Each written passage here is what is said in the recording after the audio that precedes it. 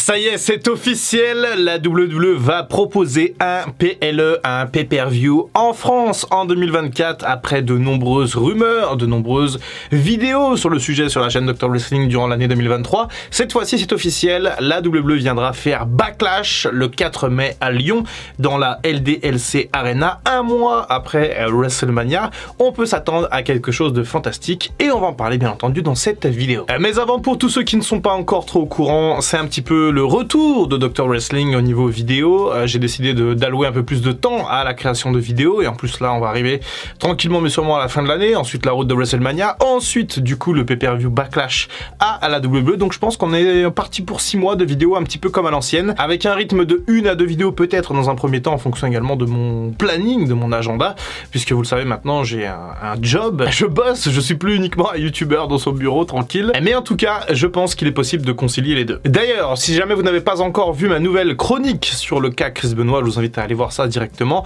C'est une vidéo que j'ai sortie cette semaine, une vidéo qui a été un petit peu malmenée par l'algorithme, mais bon, je m'y attendais, c'est pas grave. En tout cas, vous avez cette vidéo disponible qui vous présente tous les traits de l'affaire Chris Benoit. Maintenant, parlons du futur. Et donc, on va parler de ce PLE Backlash 2024. Ça a été annoncé jeudi à 10 h. Moi, j'ai appris ça ce matin. Je suis toujours un peu à la bourre par rapport aux infos catch, c'est terrible. En même temps, je vais plus trop sur Twitter ces temps-ci. J'avoue que j'ai plus trop le temps, ni forcément l'envie d'aller sur ce réseau. Et d'ailleurs, petite anecdote, je suis allé sur Twitter tout à l'heure et un des premiers trucs que j'ai vu, c'est des gens pas contents qu'on ait un PLE en France. Alors, je ne sais pas pourquoi ni comment, je ne connais pas ces gens, j'ai pas fait une étude de cas spécifique, mais en tout cas, j'ai vu des gens un peu râler, rager du fait qu'on ait un PLE à Lyon, du fait que ce soit pas à Paris. Enfin, des gens voulaient avoir un autre pay-per-view que Backlash, mais putain, les gars, mais calmez-vous, bordel, sur Twitter, calmez-vous. C'est pas ça la vie. Il faut être content de ce qu'on nous offre déjà dans un premier temps. Bref, ça on s'en fout, de toute façon, c'est pas la vraie vie. Et nous, ce qui nous importe, c'est effectivement ce qui va se passer. Donc, on va y arriver. Le pay-per-view, le PLE Backlash arrive donc en France, c'est officiel, à Lyon du coup. Et,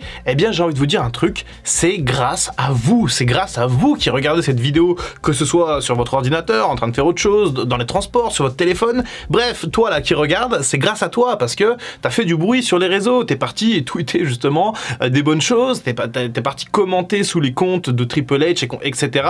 T'as fait du bruit à Paris lors du live event en début d'année. Ça fait plusieurs années que tu fais du bruit quand tu vas dans un live event. Alors bravo, puisque c'est grâce à toi, à tous les fans de catch, que la WWE a décidé de franchir cette barrière, cette ligne un petit peu interdite et de venir faire un événement majeur, un premium live event en France, chez nous, pour la première fois de l'histoire. C'est absolument historique et j'ai eu le temps de voir un petit peu quelques réactions quand même tout à l'heure, des réactions assez positives. Je pense notamment à Philippe Chéreau, Christophe Ajus, qui ont vraiment, on sentait l'émotion. Christophe Ajus, ça fait plus de 20 ans qu'il commente le catch. Ça fait presque 25 ans d'ailleurs et je pense que lui, il devait se dire jamais de la vie je verrai un pay-per-view en France. Et là, potentiellement, il va le commenter en direct live, ringside, la table des commentateurs français. Et ça va être génial. Alors d'ailleurs, pour tous ceux qui se demandent par rapport à ça, c'est difficile de dire à l'avance qui seront les commentateurs, mais théoriquement, vraisemblablement, ça devrait être Christophe Ajus et Nadir Mohamedi, les commentateurs officiels français pour le WWE Network. Alors effectivement,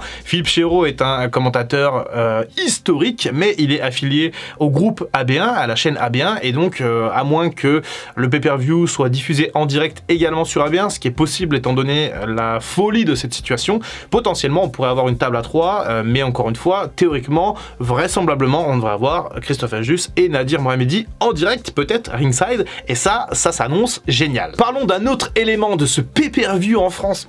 Ça fait plaisir de dire ça, je devrais dire d'ailleurs PLE, moi je suis un peu à l'ancienne, hein, ça fait 20 ans que je regarde le catch, et du coup, c'est le cas Baron Corbin. Baron Corbin, on le sait, il y a eu une immense hype, il y a eu un immense mouvement Baron Corbin lors de son passage à Paris en début d'année, et on est en droit de se dire, eh bien, est-ce que Baron Corbin, il va être sur la carte de Backlash? Est-ce que la WWE va capitaliser sur ce succès un petit peu surprenant de Baron Corbin en France pour pouvoir créer un événement et du storytelling de qualité? Eh bien, ce que je pense, c'est que oui, à mon avis, on aura Baron Corbin sur la carte. Il y aura peut-être un petit angle à base d'Open Challenge, par exemple, qui peut se décider même au dernier moment, hein, avec un Baron Corbin qui arriverait du coup au SmackDown de Lyon, puisque avant d'avoir le PLE, on aura le SmackDown. Il faut quand même signaler qu'il y a le SmackDown plus Backlash, et on pourrait tout à fait avoir un petit scénario où Baron Corbin, voilà, arrive, il prend la pop et ensuite il fait un petit match sur le PLE. À noter quand même que Baron Corbin il sera certainement pas dans le main event, hein. Faut pas non plus rêver. C'est pas parce qu'il y a eu une grosse hype autour de Corbin dans un live event et qu'il a gagné son premier match du coup alors que c'était même pas prévu que le mec va aller challenger le champion de la WWE. Non, Baron Corbin s'il est dans l'opener c'est déjà très bien. Et je pense même que Baron Corbin il va être là dans le pré-show en fait, il va chauffer la foule. Même si j'aimerais bien quand même qu'il soit dans l'opener pour qu'on puisse voir un petit peu à l'échelle internationale que Baron Corbin il est adoré en France et qu'on est capable de donner de la force à un catcheur qui n'en a pas depuis des années. Et je trouve ça véritablement très sympa comme il est. Parce qu'il faut quand même noter que Baron Corbin c'est pas juste en France qu'on sait qu'on l'a hypé lors du précédent show aux États-Unis. Ils sont tout à fait au courant de ce qui se passe. Les grands médias américains, les chaînes, USA Network, on a vu les tweets Baron Corbin de ces gens-là, de ces organismes-là, de ces groupes-là, qui sont donc au courant qu'en France il se passe quelque chose autour de Baron Corbin. Et donc potentiellement on peut créer peut-être un petit angle, un petit match. Pourquoi pas Baron Corbin qui prend une gimmick de French King le temps d'un week-end. Pourquoi pas? On est en droit de kiffer, de se faire plaisir. Et je sais que vous, les gens, enfin ceux qui détestent Baron Corbin, vous êtes en train de dire oh là là, mais Doc, arrête de l'encenser, on veut pas de Corbin. Je pense quand même que pour un petit peu le côté historique, le côté magique de ce PLE, on peut faire un petit match avec Corbin dans un opener. Voilà, ça ne vient pas trop tâcher la carte finalement des histoires en cours.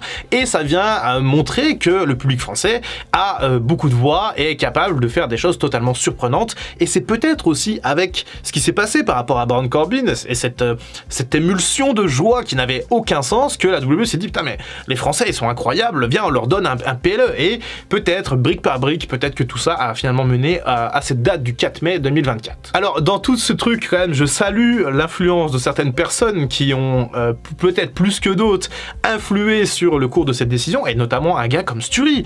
Sturi, il a une influence de dingue, c'est fou en fait, et c'est lui qui est à la base de ce mouvement Baron Corbin qui a été repris par plusieurs milliers de personnes à Bercy, à l'Accor Hotel Arena. Il y a eu le clapping de Butch l'année précédente, il me semble. Bref, il y a toujours comme ça des petits événements qui se créent, et encore une fois, pièce par pièce, on en arrive à un grand cadeau pour la communauté française, des fans de catch, avec ce pay-per-view. Donc voilà, merci Sturi, et merci à tous ceux qui utilisent leur influence positive pour faire que ce genre d'événement aura lieu. Alors en parlant d'influence, j'ai aussi vu des gens râler par rapport à potentiellement les places qui vont être données aux influenceurs et tout. Je comprends, en vrai, les mecs qui aiment pas le catch mais qui ont 1 million d'abonnés, on a le droit de se dire qu'ils ont rien à foutre au premier rang par exemple d'un PLE. Ok, mais il n'empêche que malgré tout, ça va mettre la lumière sur notre passion qui est le catch, et que, eh bien, c'est quand même positif. Je sais plus à quel show, il y avait Inoxtag et Michou qui ont été invités, ils sont restés un quart d'heure, ils ont fait leur story et compagnie. Eh bien, ça met un immense coup de projecteur sur le catch. Peut-être qu'il y a des gens qui suivent Inoxtag et qui avaient jamais regardé le catch, qui s'est dit oh tiens, le mec il aime le catch, vas-y je vais m'y intéresser, et aujourd'hui il est devenu hyper fan et ça régit un petit peu sa passion. Donc il faut pas non plus être trop critique par rapport à ça. Certes, il y a des mecs qui vont être invités qui n'ont rien à secouer du catch. Nous, les fans de catch, on va payer notre place, hein. Même un mec comme moi, hein, je suis persuadé que je vais payer ma place, hein. Je suis jamais invité par la WWE, c'est pas pour un PLE que ça va changer, mais c'est pas grave, je vais la payer avec bonheur si j'arrive à la voir, parce qu'encore une fois, il y aura 14 000 places pour une demande à mon avis qui va être extraordinaire en France. Donc à mon avis, déjà il y aura pas beaucoup de place, ensuite ça va partir vite, et ensuite à mon avis ça va être un peu cher. Mais bref, ça c'est pas grave, en tout cas pour tous ceux qui auront la chance d'y aller, que ce soit SmackDown la veille ou Backlash, s'il vous plaît faites du bruit, on aura le temps d'en reparler. Mais si jamais vous mettez 300, 400, 500 balles dans une place de PLE, faites du bruit les gars, hein. Allez-y pas pour roupiller, hein. Il faut vraiment qu'on marque le coup. Là c'est notre seule chance, c'est notre unique première chance de d'écrire l'histoire et de faire en sorte que la France ait une trace indélébile dans l'histoire des foules de catch.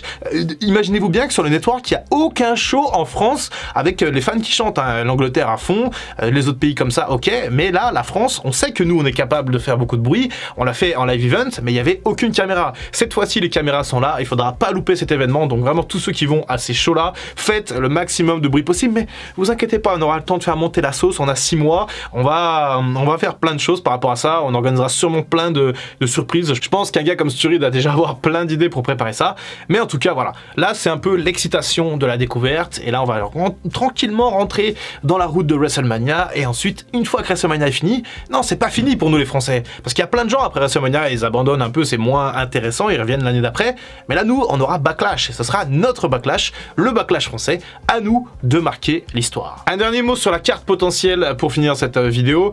C'est difficile de préjuger de la carte. Ce que je pense, malgré tout, et si vous êtes fan de Roman Reigns, préparez les mouchoirs, mais à mon avis, Roman Reigns, il sera pas là, parce que déjà, il a un contrat à mi-temps et qui fait que quasiment les gros events. Il doit faire une vingtaine de dates par an. Maintenant, Roman Reigns, ça m'étonnerait qu'il vienne jusqu'à Lyon pour faire le show devant 14 000 personnes. Mais aussi, il y a la forte potentialité que Roman Reigns il perde son titre à WrestleMania 40, parce que voilà, il est temps, tout le monde est d'accord, quasiment, il est temps que Roman Reigns il drop la ceinture. Hein. On l'aime bien, Roman Reigns, il est incroyable. Encore une fois, j'en ai parlé il y a 4 jours. J'adore Roman Reigns, mais il faut juste qu'il lâche cette ceinture et qu'il redevienne un peu un underdog et qu'il vienne pour les grosses affiches, mais qu'il lâche ce titre de champion. Donc potentiellement, on aurait à Backlash la première défense du tout nouveau champion unifié de la WWE. Alors, est-ce que ce sera Cody Rhodes? Est-ce que ce sera Seth Rollins? Est-ce que ce sera Gunther? Bon, ce sera Cody Rhodes, à mon avis. Franchement, je suis prêt à prendre le pari dès maintenant. Mais en tout cas, ça risque d'être assez génial. Pourquoi pas un scénario de fou? Allez, on se dit MJF il signe à la WWE le 1er janvier parce qu'il est libre, et première défense de Cody contre MJF à Backlash en France. C'est bon, c'est signé, allez les gars. Triple H, si tu m'écoutes, signe ça, et tous les fans de catch seraient contents. Ceux qui connaissent pas encore MJF, si jamais il arrive à la WWE, vous aurez tout le loisir de découvrir ce catcheur absolument fantastique. Alors, à noter qu'on ne sait pas encore quand les places seront mises en vente. Vous pouvez vous préinscrire directement via un lien, mais je pense qu'il y aura au moins plus de 100 000 préinscriptions pour 14 000 places. Ça fait pas beaucoup de personnes qui auront des tickets. Prévoyez le portefeuille, hein, faites des économies, appelez les cousins, les tontons, les tatas, dites-leur à Noël, il n'y a pas de cadeau, hein, on garde les sous pour Backlash, et on se retrouvera tous là-bas pour faire une immense fête pour cet événement. Voilà pour cette vidéo. N'hésitez pas à aller voir mes chroniques que j'ai sorties les jours précédents. Je sortirai également dimanche une chronique plutôt un peu spéciale. J'allais dire intéressante, mais finalement elle est plus triste qu'autre chose, mais ça me tenait vraiment à cœur de faire ça, et notamment depuis le mois d'août. C'était Dr Wrestling, on se retrouve très bientôt pour une prochaine vidéo, et en attendant, comme d'habitude, prenez soin de vous. I can feel the blood creeping up from the heathens. Got will, got fight, got pride, got reason. If they wanna go eat, then you know I'm gon' feed them. If you're coming for me, hope you're ready for a demon.